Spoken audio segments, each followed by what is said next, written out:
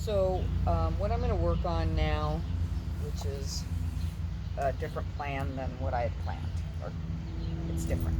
So, I figured that because I wanted to go and pick up, oops, there we go. Yes. I wanted to go and get a couple of things in the house, and he was kind of all over the place and barking, and I mean, not bad at all. He was actually being pretty good, but um, just getting up, getting down, getting up. So I thought that we'd start working on the stay piece of the downs. Okay, I'm gonna actually back this camera up just a little bit so you can get all of me in there. So what I'm doing here is I'm just simply continuously clicking and treating him as long as he remains on the mat. And what's really nice about using the mat is that you can roll it up and take it with you wherever you want it to go. Good boy. So this is fine. I don't mind that he gets up and he's having some water, which is terrific. You know, it's hot. But I always want to capture the moment that he goes back to lie down, and he will, because he's been really drilled on this. So this is a great exercise to do to teach him to go lay down on your mat and stay there until I don't want you to stay there any longer. So you can start adding in distractions like, for example, just sort of bending down. Is he able to remain lying down even though I'm doing that? Moving is also a big deal. So I'm not going to try to move too much to begin with. I'm just going to take a few steps back and forth. And again, once I complete whatever task that I was testing him on, we call this proofing, I'm going to click and reward him if he's able to pass the test.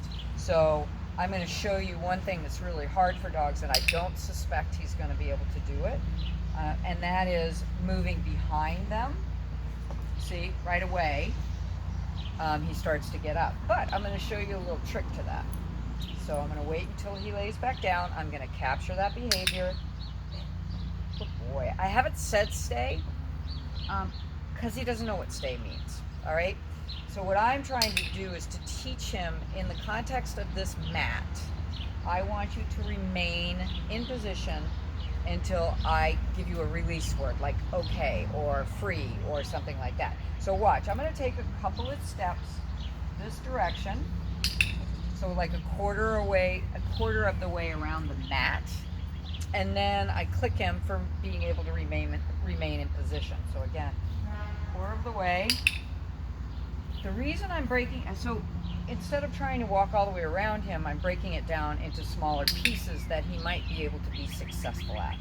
So if I can get him to remain staying there, then maybe I might be able to get him to remain lying down. No, so too much again, just pushed it too hard for him. It's fine. Experimenting with this is great. So see, he's just having a hard time with that. So what I would do is I would just back off a little bit and see if we can go back. Yeah, I've kind of lost him here. So here he comes again. Good boy.